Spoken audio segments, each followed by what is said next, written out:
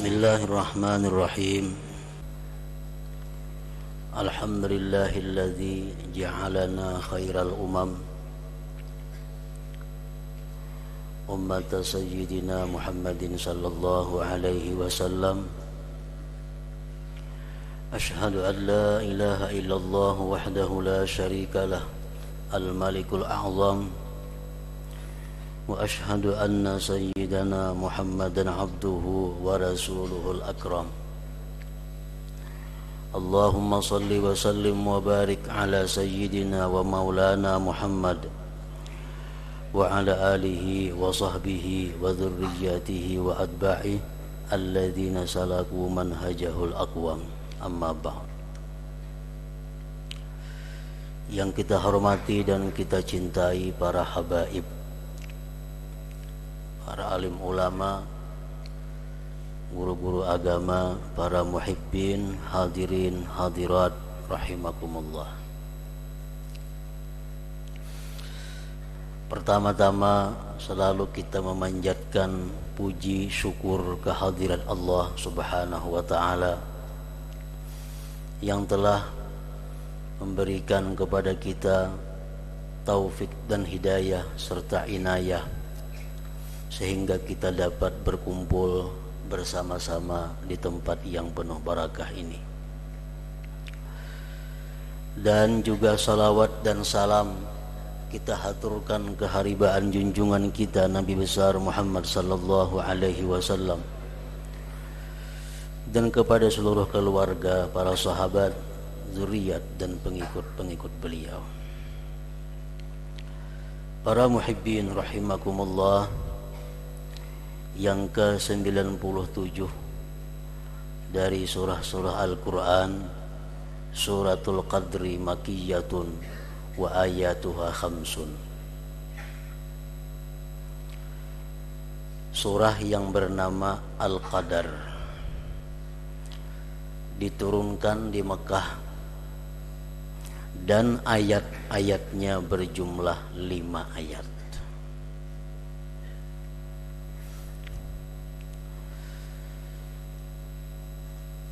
Bismillahirrahmanirrahim. Inna anzalnahu fi lailatul qadr.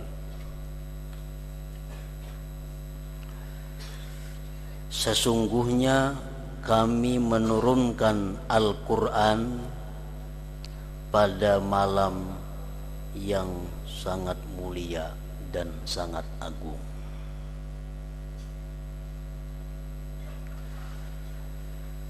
Sebagaimana diriwayatkan di dalam banyak riwayat bahwa Al-Quranul Karim diturunkan Allah dari Lauhil Mahfuz ke Baitul Izzah sekaligus. Kemudian dari Baitul Izzah diturunkan kepada junjungan kita Nabi besar Muhammad sallallahu alaihi wasallam bertahap dalam kurun waktu kurang lebih 23 tahun. Nah, maksud dalam ayat pertama ini, sesungguhnya kami menurunkan Al-Quran pada malam Qadar, pada malam yang mulia, malam yang agung. Itu adalah menurunkan dari Lauhil Mahfuz ke Baitul Izzah di langit yang pertama.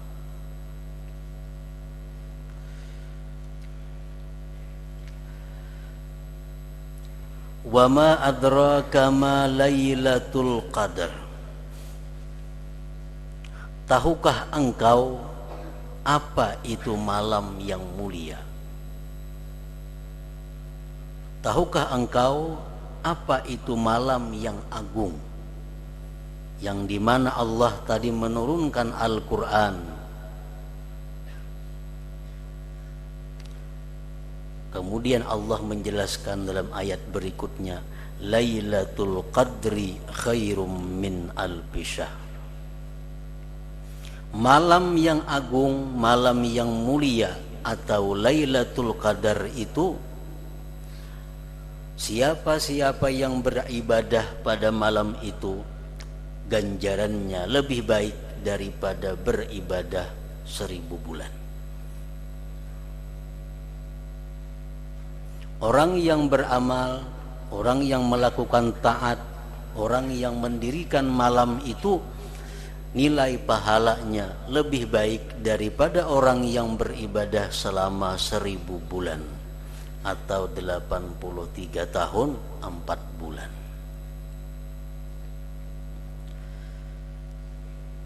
Nah, para muhibbin rahimakumullah, banyak riwayat daripada Rasulullah sallallahu alaihi wasallam tentang itu Lailatul Qadar.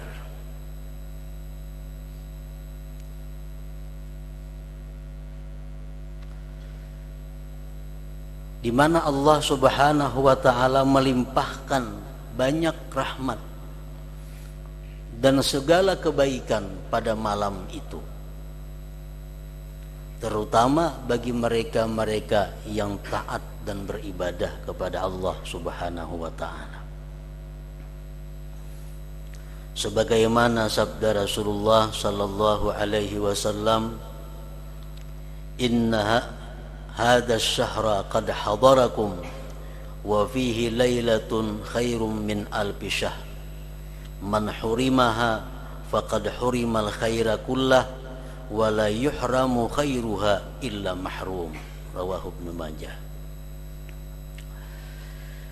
Sesungguhnya ini bulan, maksudnya bulan Ramadan, telah hadir kepada kamu.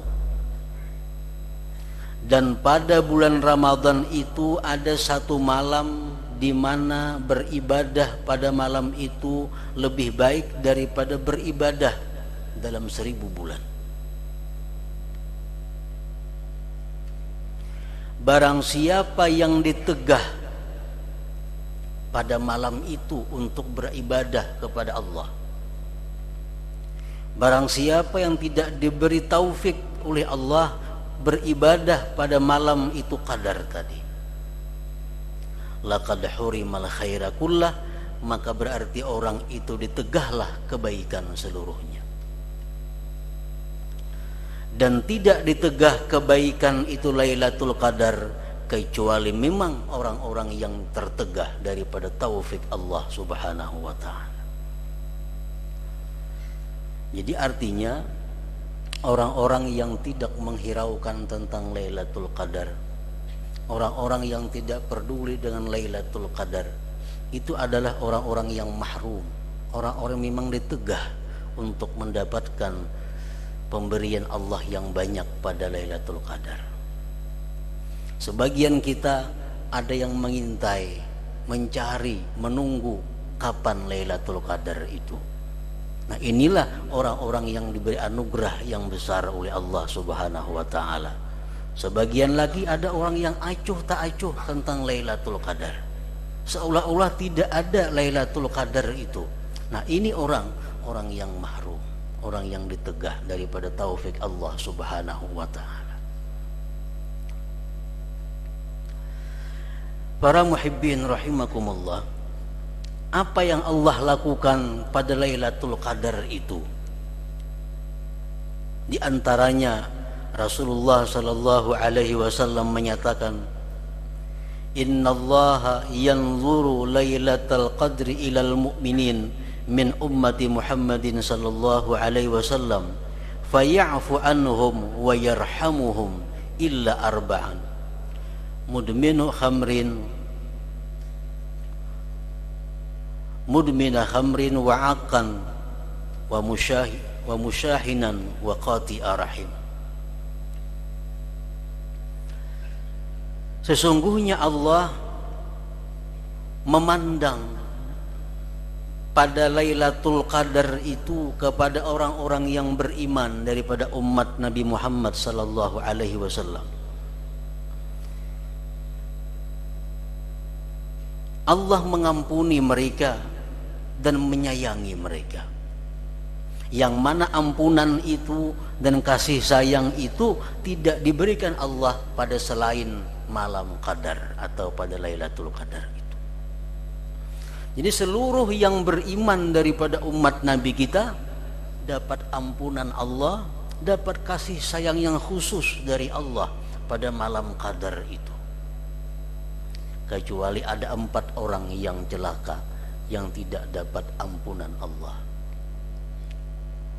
Orang-orang ini malam Lailatul Qadar itu kada dapat ampunan, apalagi di malam yang lainnya. Karena Lailatul Qadar itu adalah merupakan paling afdal malam yang masih ada sekarang ini. Malam yang paling afdal adalah malam wulida fihil Mustafa sallallahu alaihi wasallam, malam di mana dilahirkan junjungan kita. Itu malam yang paling afdal, tapi itu kada terulang lagi, cuma sekali dalam sejarah. Nah, yang kedua Lailatul Qadar, malam Qadar, malam yang nomor 2 urutan kemuliaannya. Nah, siapa-siapa yang pada malam Qadar ini tidak mendapatkan rahmah, tidak mendapatkan ampunan dari Allah, apalagi malam yang lain. Siapa 4 orang nang kada dihiraukan Allah, 4 orang ini kada dipandang Allah, 4 orang ini tidak diampuni Allah. Pertama, mudminu khamrin, orang yang suka minum yang memabukkan.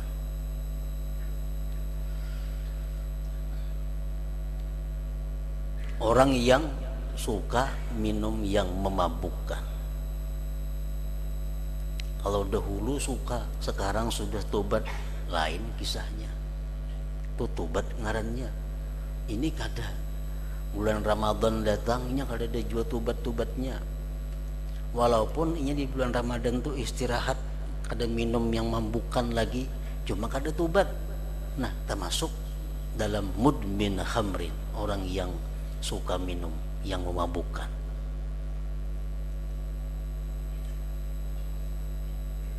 Baik minuman, baik obat-obatan, baik daun-daunan yang sifatnya merusak akal, yang sifatnya menutupi fungsi akal, itu adalah orang yang sangat dikutuk oleh Allah Subhanahu wa ta'ala. Akal ini sesuatu yang paling berharga di dalam tubuh manusia. Dengan akal itulah kita mengenal Allah. Dengan akal kita dibebani salat dan hukum-hukum lainnya. Tanpa akal semua anprai. Nah, orang-orang yang berusaha merusak akal, ini orang-orang yang benar-benar dikutuk oleh Allah. Orang minum arak itu orang yang tertutup akalnya, terganggu akalnya.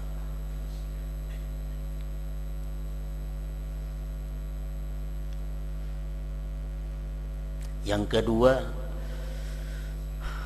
jadi orang-orang yang suka minum mabuk-mabukan, alangkah bagusnya, alangkah mestinya sebelum Ramadan tobat. Jangan hanya sekedar istirahat, tapi tobat agar dapat sesuatu yang mulia pada bulan Ramadan. Yang kedua, wa'aqan liwalidai, wa'aqan. Yang ketiga, orang yang durhaka kepada orang tuanya.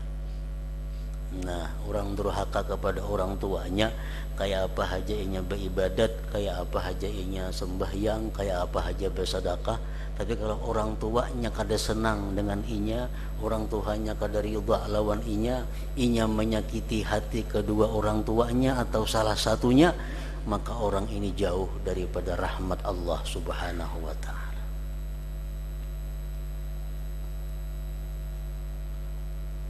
Jadi kalau kita sebelum datangnya bulan Ramadan, kita seringkali bertentangan dengan orang tua, seringkali mungkin menyakiti hati orang tua, maka mintalah ampun kepada Allah dan mintalah halal kepada kedua orang tua, agar di bulan Ramadan itu kita ada harapan menerima yang istimewa dari Allah Subhanahu wa ta'ala.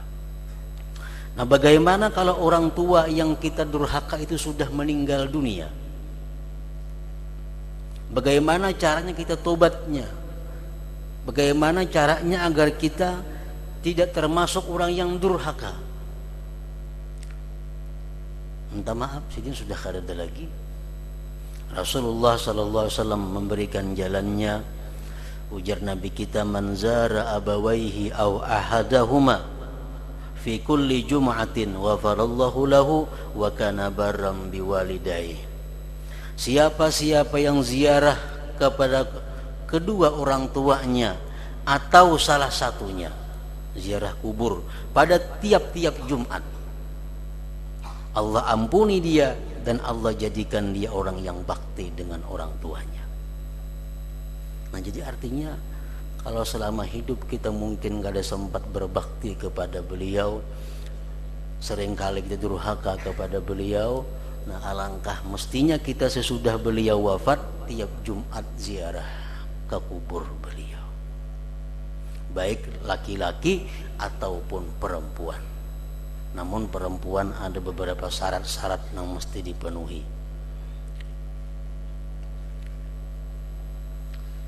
Perempuan umpamanya hidupnya waktu itu durhaka kepada orang tuanya meninggal dunia, kada sempat minta halal, kada sempat minta ampunan, ziarah ke kubur orang tuanya. Tapi dengan aturan-aturan, syarat-syarat bagaimana perempuan itu ziarah kubur, seperti jangan berperhiasan, paculi, galang-galang, kalung, bunil semuaan. Jangan memakai baju yang baik-baik, jangan memakai apa ngarannya make up, gincu, pulus, jaga aurat sebaik-baiknya supaya mendatangkan manfaat terhadap dia sendiri dan orang tua yang diziarahinya. Nah, yang ketiga, wa musyahin.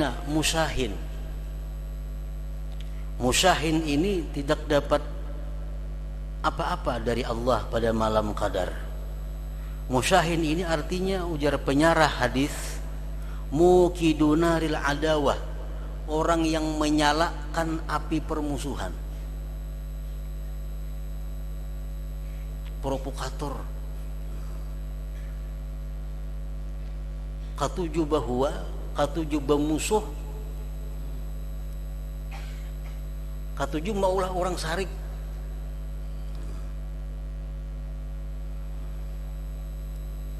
Yang keempat, waqati'u rahim, orang yang putus keluarga. Nah, 4 orang ini pray kada akan dapat keistimewaan pada malam qadar, malam yang agung atau Lailatul Qadar itu. Para muhibbin rahimakumullah, Lailatul Qadar terjadi setiap tahun sebagai sejarah diturunkannya Al-Quran. Namun tidak ada kejelasan kapan itu Lailatul Qadar tepatnya. Kapan Allah menurunkan Al-Quran dari Lauhil Mahfuz ke Baitul Izzah, itu tepatnya malam apa, bulan apa, sehingga kita mudah untuk menjaganya. Nah, lain hal dengan kitab-kitab yang lain, seperti Suhuf Ibrahim diturunkan kepada Nabi Ibrahim pada malam pertama bulan Ramadan, sehingga jelas. Nah, untuk ini Lailatul Qadar Allah sembunyikan. Namun yang jelas menurut beberapa ayat dan hadis Rasulullah SAW bahwa Lailatul Qadar itu terjadinya pada bulan Ramadan. Terjadi pada bulan Ramadan. Dan kalau kita kecilkan lagi, Lailatul Qadar itu terjadinya pada 10 akhir Ramadan. Dikecilkan lagi, menurut kebanyakan para ulama, Lailatul Qadar itu terjadi pada malam yang ganjil-ganjil di antara 10 akhir Ramadan itu. Nah, kenapa hikmahnya Allah menyembunyikan itu Lailatul Qadar?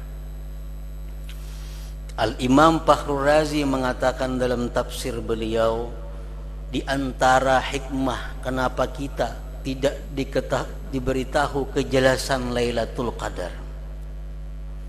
Pertama rahasianya, idza alimta Lailatul Qadar fa in ata'ta fiha iktasabta thawaba alfi syahr wa in asaita fiha iktasabta iqaba alfi syahr wa dab'ul iqab aula min jalbis thawab. Bila engkau tahu itu Lailatul Qadar, misal malam 27, engkau berbuat taat, maka engkau dapat pahala 1000 bulan.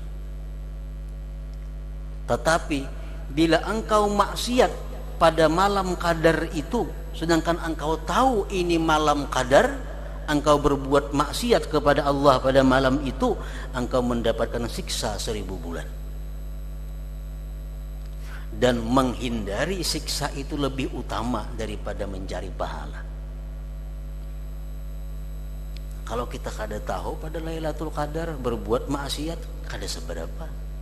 Tapi kalau sudah jelas tahu bahwa ini Lailatul Qadar, kita berbuat maksiat, kita akan dapat siksa 1000 bulan. Karena menunjukkan keberanian kita kepada Allah Subhanahu wa ta'ala. Allah sudah menawarkan rahmat, menawarkan ampunan malam itu, ternyata kita maksiat. Nah, ini menampakkan permusuhan kepada Allah. Itu salah satu hikmahnya. Yang kedua rahasianya, Allah menyembunyikan kepastian kapan Lailatul Qadar itu. Rahasianya yang kedua adalah dengan adanya tidak diketahui pasti Lailatul Qadar itu, maka engkau berusaha, berjuang, beribadah pada sekalian malam Ramadan. Yang tahu malam 27 misalnya, malam 27 itu hibak kira-kira masjid tuh, bisa kada muat masjidnya. Nah, padahal dengan adanya kada diberitahu ini, diharapkan setiap malam kita berusaha, jangan-jangan Lailatul Qadar itu terjadi. Nah, para muhibbin rahimakumullah, menurut pendapat yang kuat, yang mu'tamad, bahwa Lailatul Qadar itu terjadi dalam satu malam dan tidak berubah sampai hari kiamat. Itu pendapat yang kuat. Dan kebanyakan daripada ulama-ulama ini mengatakan bahwa Lailatul Qadar itu terjadinya pada malam 27 Ramadan. Dan sampai hari kiamat kada berubah, tetap 27 Ramadan. Ada yang mengatakan lagi malam 21 Ramadan. Sampai hari kiamat tetap kada berubah pada malam 21 Ramadan itu. Nah, berhubung banyak pendapat tentang ini Lailatul Qadar, maka kita diharapkan selalu tahari atau berusaha mengintai pada malam-malam ganjil itu agar kita bertemu dengan Lailatul Qadar itu. Karena orang-orang yang beribadah pada malam itu Qadar, walaupun dia tidak ditemui oleh hal-hal yang istimewa pada malam itu, tetap pahalanya sama 1000 bulan. Kalau pun misalnya 1000 bulan ini orang yang ditemui Lailatul Qadar kada, siapapun yang beribadah pada malam itu, walaupun dia kada ditemuinya, tetap akan dapat pahala 1000 bulan. Para muhibbin rahimakumullah, tanazzalul malaikatu warruhu fiha biizni rabbihim min kulli amr. Turunan malaikat dan Jibril pada malam Lailatul Qadar itu dengan izin Tuhan dari tiap-tiap perkara. Malaikat dan Jibril turun ke muka bumi untuk melihat bagaimana umat Nabi Muhammad sallallahu alaihi wasallam Sebab di bumi ini banyak perbuatan-perbuatan taat, banyak ibadah-ibadah yang tidak ada di langit. Jadi para malaikat langit sangat merindukan untuk melihat ibadah-ibadah umat Nabi kita yang tidak ada di langit itu. Kalau kita beribadah di sini berzikir, orang langit harap pada kita berzikir. Kalau kita beribadah sembahyang, orang langit harap pada kita sembahyangnya. Kalau kita membaca Quran, kalau kita membaca salawat, malaikat langit lebih kuat daripada kita. Tapi ada ibadah-ibadah yang dirindukan oleh mereka untuk melihat. Pertama, it'amut ta'am, memberi makan orang. Di langit kada ada orang baruhan. Ada. Jadi mereka rindu melihat bagaimana umat Nabi Muhammad memberi makan sesamanya. Yang kedua, aninul usad, rintihan-rintihan tobat orang-orang yang maksiat kepada Allah. Di langit orang ada yang berdosanya. Nah, dua itu yang sangat dirindukan oleh para malaikat-malaikat langit untuk mereka melihat, bisa bertemu dengan orang-orang seperti itu. Salamun hiya hatta matla'il fajr. Malaikat-malaikat Jibril dan lainnya tadi memberikan salam kepada orang-orang yang beriman sampai terbit fajar. Jibril menyalami tiap-tiap orang yang beribadah pada malam Lailatul Qadar. Cuma sepalih ada nang merasa, ada nang kada. Siapa nang kada disalami oleh malaikat-malaikat itu daripada umat Nabi Muhammad sallallahu alaihi wasallam? Syekh Abdul Qadir Al-Jilani menyebutkan di antara orang-orang yang tidak mendapat salamnya malaikat pada Lailatul Qadar itu adalah pertama az-zalamah, orang-orang zalim. Orang-orang zalim, orang-orang yang menganiaya orang lain, baik menganiaya hartanya atau menganiaya pribadinya atau menganiaya kehormatannya atau menganiaya apa aja. Orang-orang yang zalim bagaimanapun dia beribadah pada malam apapun tidak akan disalami oleh Jibril dan malaikat lainnya. Salamun hiya hatta matla'il fajr. Nah, jadi para muhibbin rahimakumullah, itulah langkah-langkah yang mestinya kita siapkan sebelum mendatangnya Ramadan. Pertama, jangan sampai kita jadi orang yang minum arak. Tobat kalau selama ini suka minum arak. Yang kedua, jangan sampai jadi orang yang durhaka kepada orang tua. Jadilah orang yang bakti. Yang ketiga, jangan sampai kita suka menebarkan permusuhan kepada orang lain. Yang keempat, marilah menyambung silaturahmi. Yang kelima, kembalikanlah kezaliman-kezaliman kita. Mintalah halal kepada orang yang dia zalim itu. Nah, bila 5 hal itu kita bisa mengatasinya, maka kita ada harapan untuk disalami dan oleh malaikat-malaikat dan mendapat keistimewaan yang diberikan Allah pada Lailatul Qadar itu. Nah, selanjutnya surat yang ke-98, suratul Bayyinah. Hadratin Nabi sallallahu alaihi wasallam, Al-Fatihah.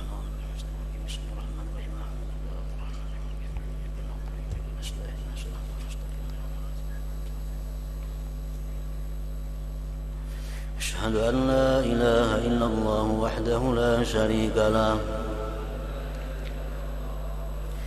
Wa asyhadu anna sayyidana Muhammadan abduhu wa rasuluh. La ilaha illallah. Nastaghfirullah. La ilaha illallah. Nastaghfirullah. La ilaha illallah. Nastaghfirullah. La ilaha illallah. ونتوب إلى الله. لا إله إلا الله محمد رسول الله صلى الله عليه وسلم. فيا أيها الراجون منه شفاعة صلوا عليه وسلموا تسليما. اللهم صل وسلم وبارك